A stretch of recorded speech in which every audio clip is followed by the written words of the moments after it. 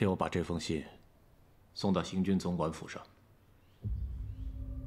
这次阿什勒部来者不善呢。若我猜的不错的话，他们一定会再次发起进攻的。我们需要援兵，我这就去。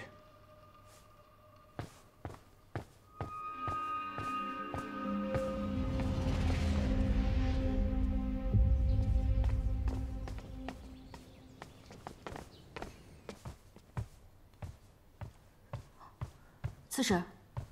哦，李主簿。刺史，这是新绘制的地图，请您过目。哦。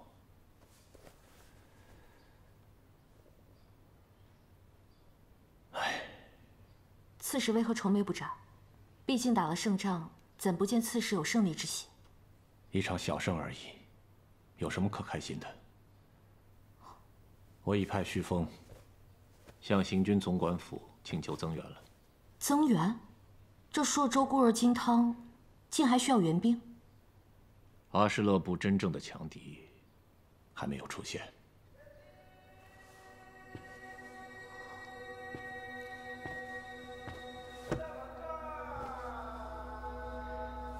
你来看，这无定河，河宽水深，原本该是朔州城和阿什勒部之间的天然防线。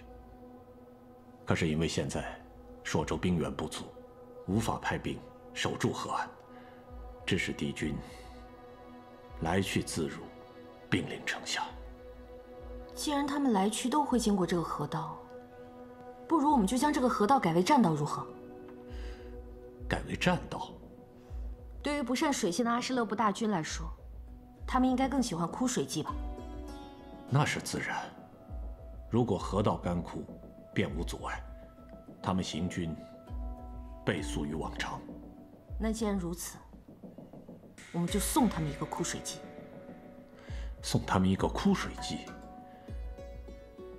李主簿此言何解？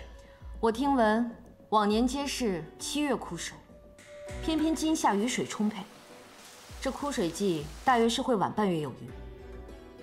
而正巧，这片河道上游正好有一处密林，若派今日军士以土石锯木阻断河流，不足几日便可完工。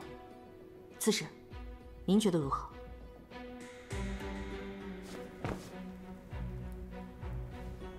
你呀你呀，啊，好你个李主簿，竟然想出此等计谋来14郎妄言，让刺史见笑了。李主簿智计过人，令人佩服。只不过，阿什勒部的雄师刚败，仓皇溃逃，估计有段日子，他们不敢轻易出兵了。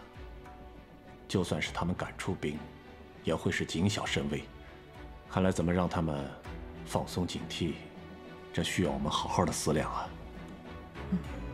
倘若不是这阿什勒部的骑兵实力过于强盛，其实还有更可靠的打法。更可靠的打法，说来听听。古时孙子有云：“凡战者，以正和，以奇胜。”倘若以我方大军为疑兵，吸引敌方主力，再派骑兵绕道，从敌军背后侧翼发动奇袭，冲垮敌阵，再逐一击溃，这岂不是更加痛快？好，李主簿年纪轻轻，却有如此的气魄，真是让人佩服。这也让我想起了另外一个人。何人？就是当年的秦王，如今的太子。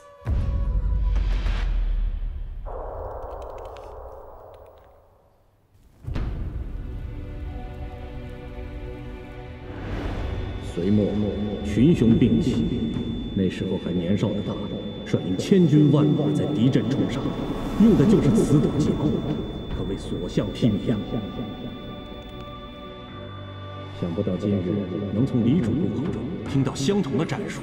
李主簿，看来你之前在我面前说的略懂一二，也只不过是过谦之词啊。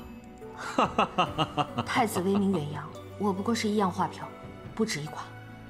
李主簿不必过谦了，朔州有你，真是万幸啊。哦，还有一事，李主簿。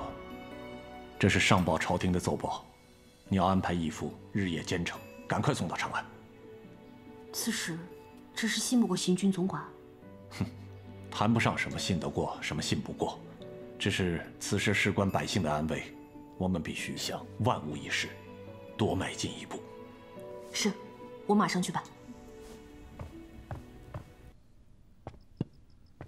主簿，夜深了还不去睡吗？哦，我替刺史整理完文书便睡。哦，倒是秦老，年纪大了，不如巡夜这事儿交代给别人去做就好了。哼，主簿此言又做贼心虚之嫌呢。秦老，我就只有一句话，我问心无愧。啊，哈哈哈！好，好，好。秦老，徐凤，这么晚你才回来，主公呢？司马图的下属跟我说，主公今天晚上要留在潼关府，我觉得不对劲，赶紧先跑了回来。果然，主公被他们扣下了。为什么？怕是因为白天主公私自调兵迎敌之事。这个司马图一直将刺史视为眼中之钉，他迟迟不答复刺史请求援兵的事宜。今日迫不得已，主公调兵迎敌，怕是被他们抓到把柄了。秦老分析的在理，自隋入唐，刺史便在朔州独掌兵权，朝廷遣行军总管统理四州，就是为了限制刺史的权力，为了不让他拥兵自重。如此今日已矣，虽未叫贼寇得逞，但也会成为他们今后发难的由头啊！对，狗官竟如此不明事理，我这就派人打进他潼关府，将主公救出来。站住！你不能去。为什么？糊涂！主公被扣，他们竟然不敢声张，正是因为他们到现在还没有抓住主公的把柄。我们此时对行军总管动手，岂不坐实了他们诬陷主公、暗怀异心、谋图作乱的罪名吗？那眼下还有什么办法可以救主公？主公乃是益州的刺史，虽然被扣，暂时不会有性命之忧。不过此事只限于我们三人知道，不能传到夫人耳中，免得她白白担忧。是。薛芳，你是斥候出身，最善查探，盯紧行军总管，一刻不离，事无巨细皆用信鸽传输于我。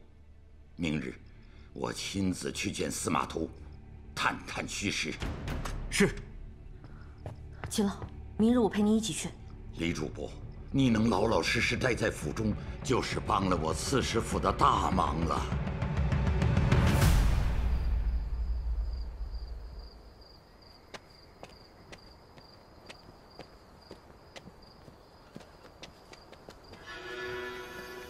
土喀社那个军师什么来头？此人复姓司马，是土喀社随大可汗征战时俘虏的中原官员，瞧着有些头脑，便留下了一命，做了雄师的军师。照中原话是小人得志，也不知道这个小人又给土喀社出了什么主意。方才斥候来报，公孙恒被潼关府押了。公孙恒被押了？哼，铜墙铁壁又如何？这公孙恒保了朔州这么多年，没想到被自己人给关了，这不是抬着朔州城送给我们吗？可惜了，一代名将毁于奸佞。听好那个司马迁，别让他玩火自焚，烧到我们了。是。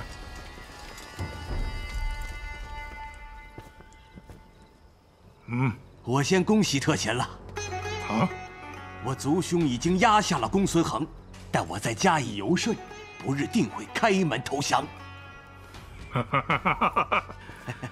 好啊！要真有这么一日，那不光是我土喀社飞黄腾达之时，那也是你发财之日啊！我要看看那混蛋还怎么跟我争啊！